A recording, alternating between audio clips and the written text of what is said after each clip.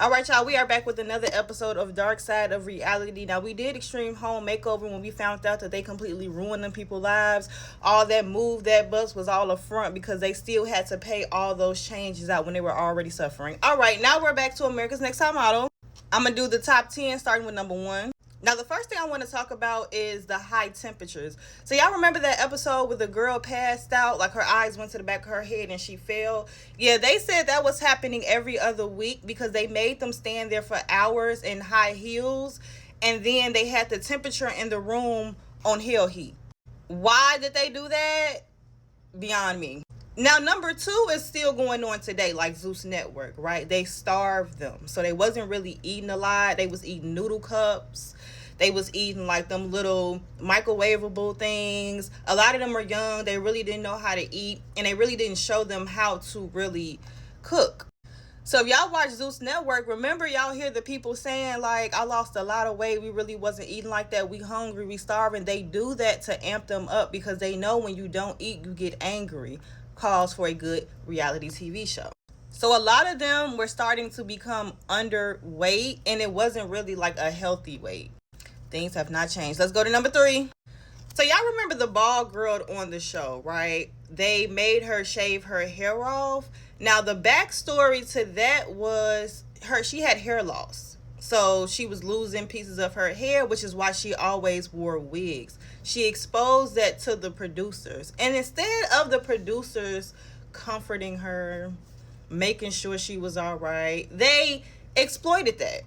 So when it was time for the home hair makeover, y'all know what I'm talking about, where they do the extreme hair changes. They told her on the spot that we're going to shave your whole entire head, knowing that that was her biggest fear. Which is why we got her crying hysterically, because they knew that that was a spot that was going to get her frantic. They didn't care about her mental well-being or if she was okay. They wanted to do it for TV. And they definitely got the reaction she was looking for because, like I said, she wore wigs because of hair loss. So they exploited that and told her on the spot that she had to do that, knowing that she wanted to win the competition.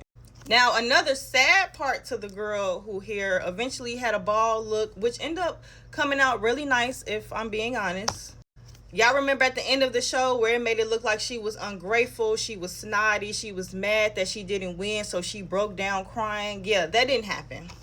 Now, everything I'm saying is for entertainment purposes and allegedly, but it's also coming from their words.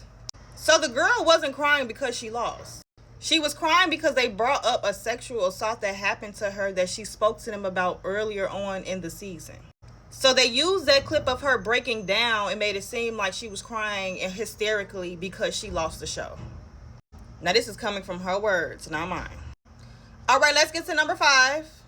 The photo shoots that they use on the show, they cannot use in real life. Unfortunately, that portfolio, most of them laughed at them because this was all about TV, not really about real life modeling, unfortunately. Let's get to number six. Janice Dinkinson was only used on the show to be like a Simon from America's Next Top Model. That's where they got their whole concept. She said producers told her to act like that. And while she was on the show, because she was on the show of Dark Side of Reality, she said she apologized to all the hurt that she gave, but I think you're years too late, but okay. Let's get to part seven. Now, part seven is the audition phase. They had over 100 to 200 people in the room, and they had to be nose to the back of their head, literally. They said they was in the room like centipedes. And according to the models on the show, they made them stand like that for hours. Let's get to number eight. Now, the challenges that y'all seen on the show was more so again for TV. Y'all remember when they had them in heels that was like 8, 9 inch heels? Yeah, that was just for entertainment purposes only. This just gives me anything with reality TV. It's just for that. It's just for entertainment. It's not nothing real. It's not something that's supposed to get you anywhere. Now, I'm not gonna hold you. We all know that Eve, she made it very far. But a lot of those models, let's get to number nine. Now, y'all remember Sarah?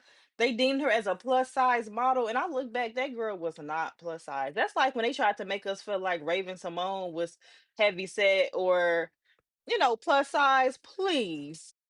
But with her transition, they made her shave her head. And not only did they make her shave her head, the judges drilled in her head questions that made her have some type of low self-esteem. They kept asking her questions like, "Do you think your shaved head make you look more masculine?" And that was like a thing on the show. And I don't know why they kept bringing that up. It's like they purposely tried to break her down because if anything, the haircut looked good to me. There were times where they had a wardrobe full of dresses and only one or two fit her size, even though she's been on the show for a pretty long time. So y'all know the sizes that she needs. But they made it awkward, like, we got to see if this gonna fit. Like y'all knew what to bring. They did that poor baby wrong. And number 10. For number 10, Tyra Banks said she looked back on the show and she's seen the things that took place. And, she apologized. Now that she have different nuances, she has hindsight. And some of the things she said she wished she could have taken back. But overall, the point of the show was to give people that wouldn't be considered mainstream a chance in modeling. So she do not regret it, but she does look back and can take in the feedback that, she received. Y'all make sure y'all follow that YouTube. We got more of the dark side. Next, we're going to Tyler's and Sierra's. Lord have mercy. Here we go. And make sure y'all follow that YouTube Dark Skin Queen 2.0. See y'all there.